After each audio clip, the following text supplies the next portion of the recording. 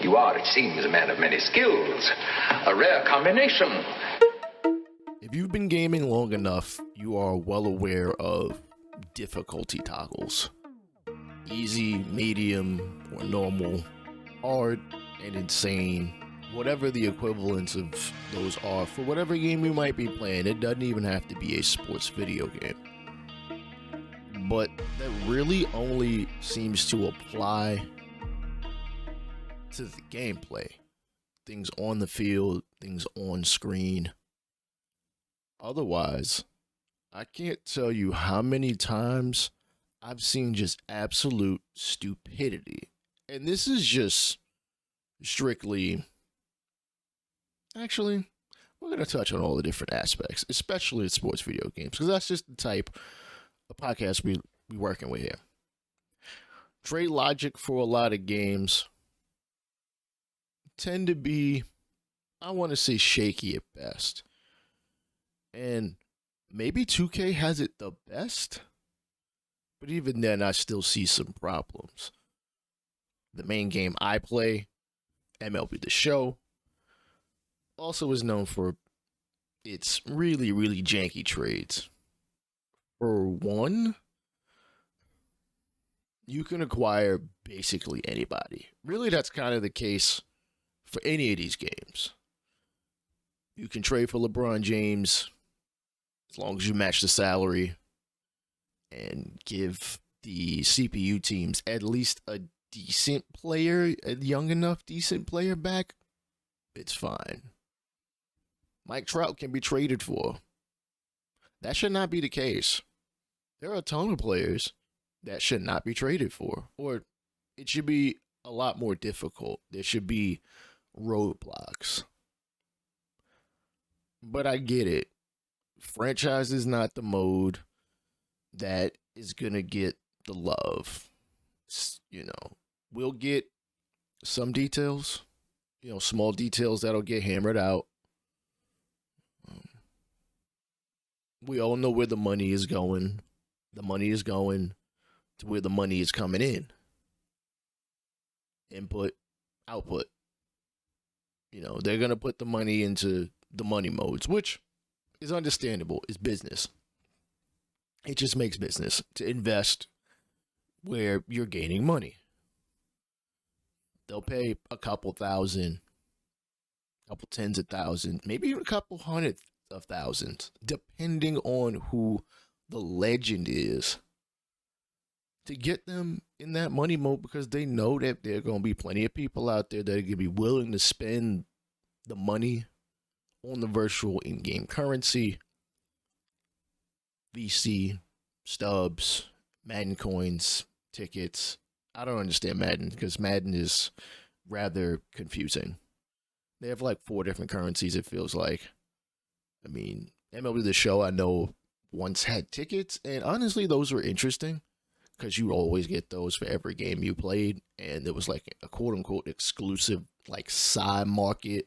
Like, I ain't gonna say black market because that's not how it works. It was out in the open, and you were able to acquire some guys there as opposed to having to work the marketplace. But instead of getting mad at the people that do play the ultimate team type modes, because it's easy to rag on them. It's real easy. Y'all spending money on players that you only gonna be able to play with this year. And believe me, do not think that these gaming companies aren't thinking the NFT route, which that would at least make the players that you do get on a year in out, year out basis able to be sold over a multiple game period. Damn, I probably just gave the entire industry a $1 trillion idea. I just hope they give me some credit. They won't. But us franchise players, even if you're a hybrid player, if you play all the modes, you play the career modes, you play the franchise, GM type modes, you play the DD, the ultimate team type modes. It's fine. There's nothing wrong with that. Hell, get your money's worth. As much as these games cost, which is something I will talk about in a later episode, get your money's worth. if that's spending $150 on the most expensive mode or most expensive edition of the game that you have worked your hard-earned time at work, or you had good grades in school, or whatever the situation may be, Christmas money, you know what I'm saying? This might be the one game you get a year, for a fact you get the day it comes out. Nothing wrong with that. Spend your bread. While I'm mostly a franchise player, I actually used to be more of a career modes dude, especially in MLB The Show. Oh, it was so easy to just, I'm a fire up road to the show. You know what I'm saying? Work my way up the ladder of the majors, really the minors. Work my way up the minors. Honestly, looking at the minor league parks was soothing. It was soothing. You know what I'm saying? When I actually had the money of my own in which to purchase an MLB The Show, believe me, I spent a lot of my leisure time just playing Road to the Show. Much to the chagrin of some of my family members, they kind of thought, I was becoming a hermit. Wasn't true. I just didn't feel like going out like that. I'll tell you how now. I went to college at 18, got kicked out a year and a half afterwards, spent about 2 years away from school before I went back. And I'd done a decent amount of partying before then in high school, in my first year and a half at college. So by the time I was 20, yeah, I go to a party every so often, you know what I'm saying? But, I ain't want to always be out the outside scene. I ain't always want to be out there, in the clubs, spending all that money, buying drinks, getting wasted, yada, yada, yada. Yeah, I'm a little bit more reserved.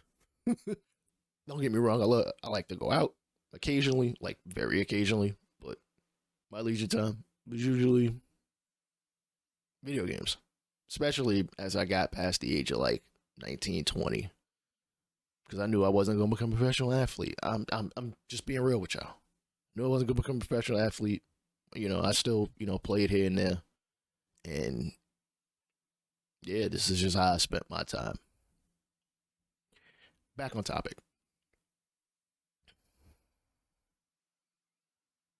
A lot of the difficulty settings, just the toggling over it, not touching sliders or anything like that.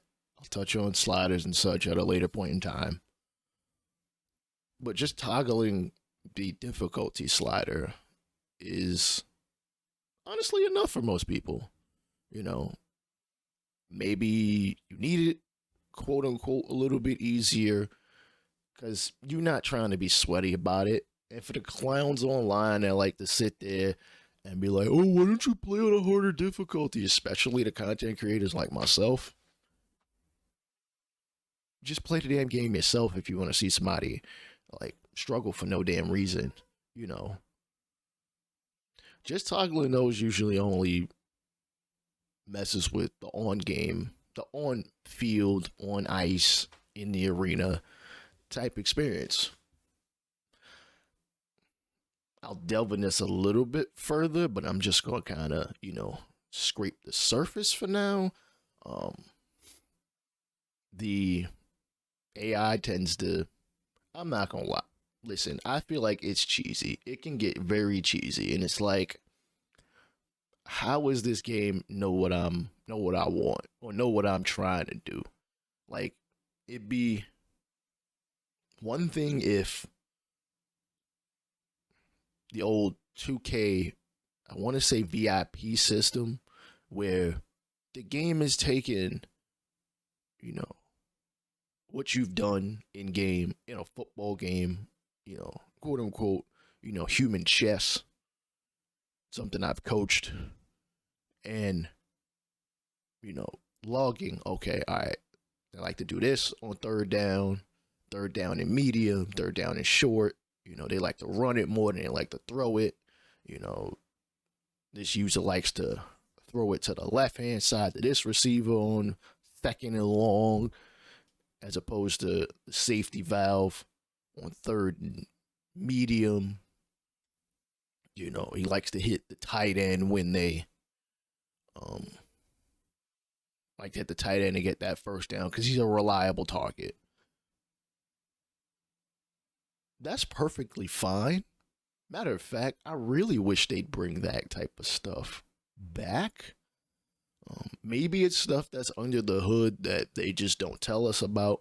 It would be nice if they did, because I'm pretty sure people love the transparency or want to see more transparency from these gaming companies, not just the ones that create sports games, but also the ones that create any game out there in general, because the AAA scene is kind of is murky right now.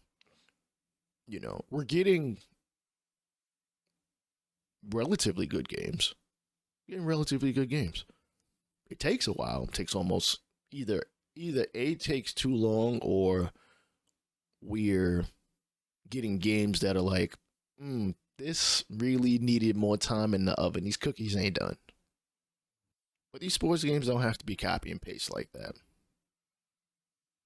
But as far as the on-field, playing against the AI, hell, it would be nice to play against a facsimile of myself. Like, especially in a game like MLB The Show, NBA 2K, Madden, NHL. Don't really know how that works in the individual sports, though. I'm sure it could be done. Might even be able to be done a little bit easier. I don't know. I'm not a programmer. I've never programmed a game. Hell, I barely play these games half that great anyway. But once you've hit that sweet spot, whether you are the type of person that wants it a little bit easier just so you can have fun, because listen, you had a long ass day at work, your manager's breathing down your ass, your wife is up your ass, your husband's up your ass, your animal's up your ass, everybody just keep messing with you like, yo, can I have some time to myself? I just want to have some fun. So instead of me playing on all-star, normal, might take it down a little bit. Let's take some frustration out in a metaphysical way, not on anybody, because I don't condone that around here. But you want to be able to just have some fun, man. Like, yo, I just want to rock out, you know what I'm saying? Yeah, bust some chops, move on. My issue is everything else. I mean, on the field, in the arena, on the ice, that kind of stuff, in the ring. I do play wrestling games too, don't get it twisted. Not all that much, but I do. I want more of a challenge. How many times have you seen a content creator, assuming that you actually watch, assuming you watch them, you know, whether it be on Twitch or Kick or YouTube or whatever, or TikTok, doesn't matter where you choose to watch, or if you even do, but if you've ever circulated through some people's videos, you see some moves that are very much questionable. Now, there is the dilemma of this is a video game, and to expect any modicum of realism might be a little much. Because the second you fire it up and you make a move that hasn't happened in the realm of you sort of the ticker on ESPN or something like that, because there are people out there that follow or that play along with the season. That's your prerogative. I could never do it because I don't know if I'd be able to just play one game a day, but there are people who enjoy that slow journey process through whatever season may be playing. We're currently in the 2023 baseball season, about maybe 50 games, 45, 50 games into the season. There are people who are about 45, 50 games into their season, and they play it one at a time. They might play just with the one team. They might play with multiple teams because they might play with one team. They might play with multiple teams as to get their itch because maybe they're an unloyal fan. They're one of those, oh, I like two teams. That's your prerogative. Do what you want. Not my cup of tea, but of course, I'm probably also emotionally dragging myself through the coals by being a fan of one team in one sport. Whatever.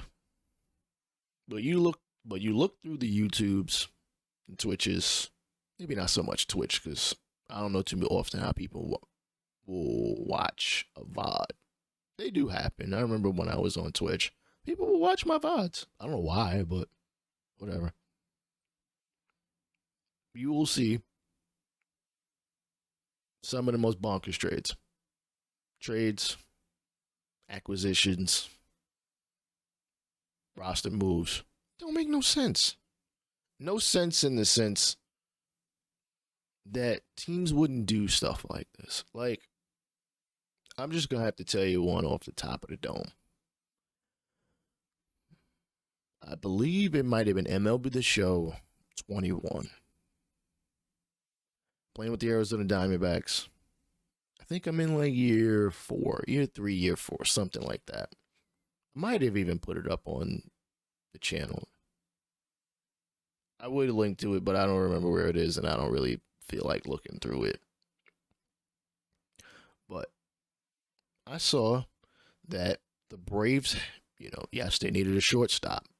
They had 3 guys who were over 80 overall. Now, I will caveat that by saying at least 2 of them had a secondary position. So they could have been moved elsewhere in order to get some burn. And now that the gears in my head are churning, that would be a morale issue as far as I'm concerned, because it's not like any of those guys were older guys looking to be a mentor, looking to win a ring, willing to sacrifice some play time in order to be a part of a roster that's a champion. This was not the case. These guys were in the dead set of their prime, and they all played shortstop. I think it might have been like Yeri Adrianza, who I think plays short. It was like a Dansby Swanson and Tim Anderson. I'm probably butchering who the 3 guys are. One of them probably doesn't even play shortstop, but I think you're gonna get the idea. All of them were starter level, which is usually about 80 overall in any game. In any game. You see it in Madden, where a team will have a 90 overall quarterback, and they've paid him. He's paid out for a couple years, 3, 4 years. And in free agency, they will sign another 80 overall quarterback, which is not the worst thing in the world if durability or injury or toughness, whatever the equivalent of you got a chance of getting injured, whatever that rating might be. Why are you meowing at me? Hi, Zena. I'm going to feed you. Don't worry. I'm going to feed you. I know it's 7:30 in the morning as I record this, but I'm going to feed you. I promise. You and your brother and sister. I got you. Yeah, he's not going to neglect you. Where was I? Nothing wrong with having a quality backup. It really isn't. But again, gear churning here. That would be a morale thing. Not too many guys in their prime are going to go to a team where they're going to be the backup, yet they still have plenty of tread on the tires, unless they are older guys. And we just don't see that. Maybe that's a player programming thing, but player programming tends to be very general of a topic I want to hit on. Like, there are certain aspects of these games that the CPU controlled teams they don't access. They don't access. The tools are given for us and they don't use them. Why is it in the game if the CPU teams are not using it? Take, for example, MLB The Show scouting.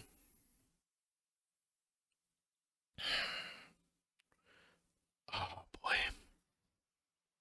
I wish I could show you, but I didn't save anything. Or honestly, if you're not watching this on YouTube, it's fine. You're not missing anything. I'm not showing anything. By the way, check out the YouTube channel if you are just exclusively listening to this on whatever podcast platform you find this. State of the Franchise Gaming on YouTube. At State Franchise on Twitter. But as far as I know, and actually from what I'm literally looking at on Operation Sports at this moment, which can be a bit of an entitled group of people over on there. I will also touch on that at a later point in time. Not the point. Not to knock them, but to talk about us franchise players and what we feel we are entitled to as people that are one-time purchasers. Not the point. Apparently, the CPU teams only scout. Now, mind you, MLB The Show 23, they really hyped up this new scouting mechanic, new scouting feature. It was an hour or like 2 hour long live stream. But they really hyped it up. You know, new scouting, new way to figure out whether the future stars of your team are going to be stars, which really plays into potential rating or dev trait upgrades, progression and regression. That is also another episode. Y'all are just going to continue to hear this because, again, the gears have been churning. I've actually had the idea for this podcast for almost 6 months, and I'm glad I dropped it, but I really should have dropped this a lot sooner. Anywho, the CPU teams, they will individually scout players, and they will just individually scout players. They won't discover new prospects. They will not scout a individual position. So if you were to throw 30 team control on and you look at what they have done with scouting on auto so that you don't have any influence on it, you look at what they have done, and they'll have guys that are 5%, and they're almost never really scouting that many people. It's ridiculous. Why is this in the game if the CPU isn't using it? Like, I completely understand if, I don't know, maybe it's just hard to program the AI to do things and not like run roughshod all over everything. Like, you know, not be like, oh, well, shoot, I know where the generational talent is. I'm going to only look at boom, boom, and boom. Maybe make it a little bit more randomized where, oh, and this is going to play in the RNG. Randomize, oh, you know, this scout is looking at guys between whatever randomization tool you're going to use, which I'm pretty sure I would suggest something like random.org's algorithm, but I don't really know what they use either, but I do use random.org on a regular basis. This is not sponsored by them. Matter of fact, I don't even think they'd be able to sponsor me anyway. They're like a free tool. Every week during scouting, depending on how good your scout is, maybe somewhere around there rating the, now I'm going to talk about a little bit about statistics, but I'm not going to talk over your head. I'm trying not to. You know, the better your scout is, the closer they should be within like a standard deviation of how good of a prospect maybe they're scouting. Top prospects, or how accurate they are with said scouting. That's probably a little bit more fair. A scout that's 95 rated at pitchers, so when they go out to individually scout a pitcher, they're going to be they're going to be really, really accurate within, I don't know, couple points of what their true ratings may be. And even then, I don't even think it should be quote unquote a player's true ratings, especially if they're a rookie. But I'm going to talk about that at a later point in time about the whole, how do I say this? Mystery. There needs to be more mystery in what we're getting. But again, another topic, another episode. Man, the better the scout, the more accurate they should be with said scouting report. And it shouldn't be absolute A. This scout, Randy Rodriguez, is a 95 scout for pitchers, and you're going to get an extremely accurate report from him. Not that he has no biases, not that he favors, I don't know, left-handed pitchers or something like that. He knows left-handed pitchers better than righties, or that he's better at scouting an individual pitch. No. We don't get that nuance. And nuance is something I want to see more of. Nuance is how you keep people playing franchise mode. Not always keeping it simple. Not always holding our hand. Not always insulting my intelligence. Now, I'm going to sound like a bit of a hypocrite because in my Cincinnati Reds franchise here on MLB The Show 23, I have 4 guys who can play shortstop at the major league level. They're all on the roster and we're on opening day. Whether you watch baseball or not, just understand what I'm saying. Met Rosario, I signed him in free agency, but he's got positional versatility. Can play shortstop, can play all the outfield positions. Ellie De La Cruz, top prospect, or one of our top prospects. A potential. He's got shortstop, second and third base. So he can move around too. He's not stuck having to play shortstop. He really, in theory, shouldn't be upset about maybe not being the primary or the starting shortstop. But again, that's morale. That's something that MLB The Show, SDS, took out of the game when they really could have expanded upon it. Both of those are 2 things I want to touch on at a later point in time. Anyways, the point is, I have 4 guys who can play shortstop, yet these guys have positional versatility. Maybe some guys should feel some kind of way. Like, hey man, I want to be the shortstop and they should let me know. The AI doesn't seem to have the nuance that I have. We need to have them have better. We need better AI, better intelligence. Come on.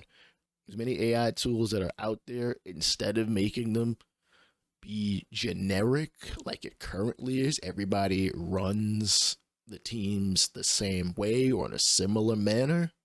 Give us nuance. You give us nuance, you give us intrigue. We have the intrigue. We want to play more.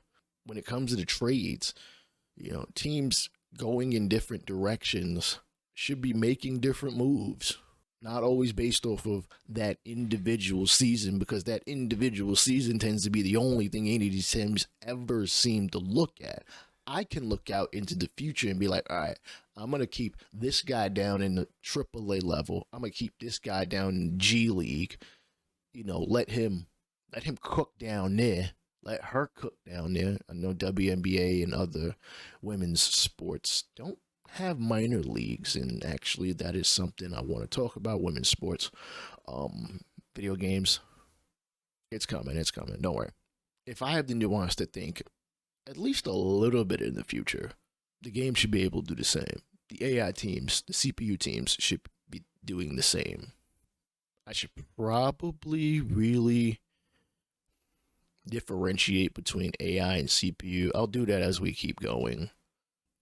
And these gaming companies really sit there and wonder why people don't play the modes. Because I have to sit there and come up with house rules and restrict how I might normally have handled it, because the AI isn't really up to snuff.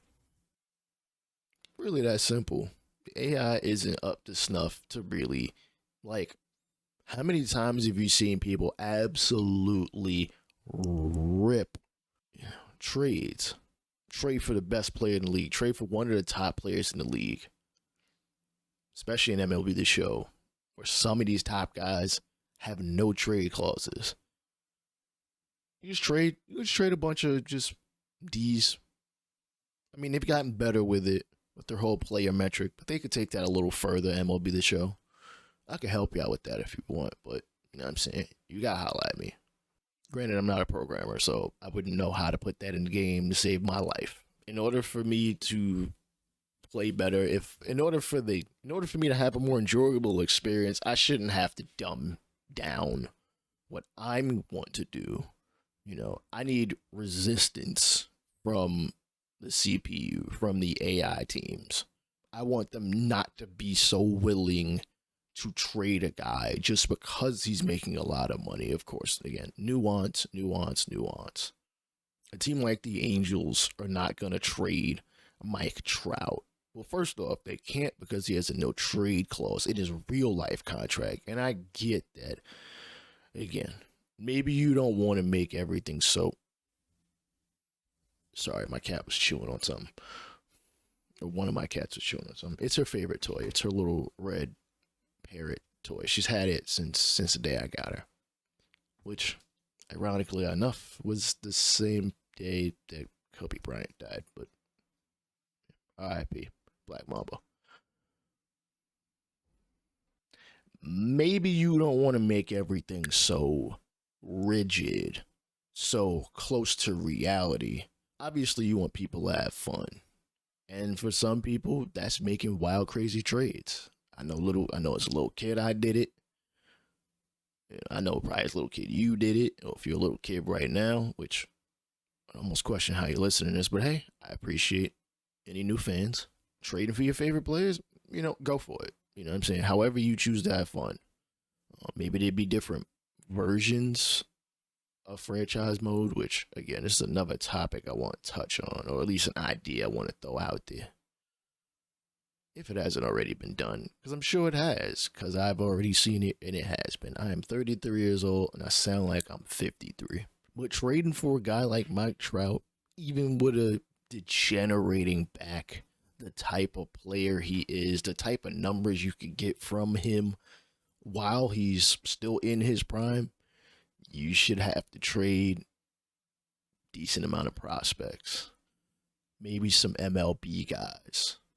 Of course, MLB The Show doesn't give us more than 3 trade slots. It's neither here nor there.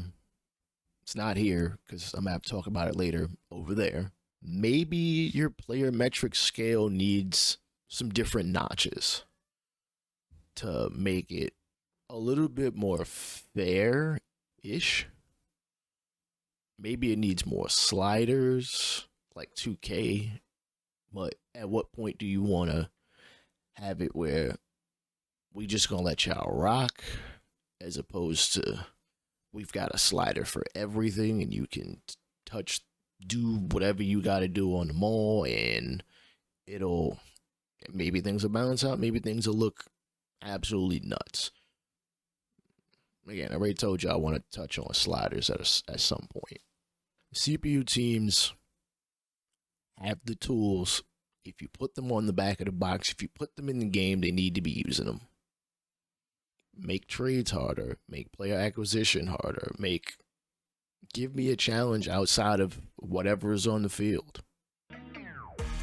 Share, follow, subscribe, wherever you may be watching and or listening to this, whatever the equivalent may be. And remember, you don't have to perform CPR on somebody you visibly see breathing. Just like franchise mode ain't dead yet.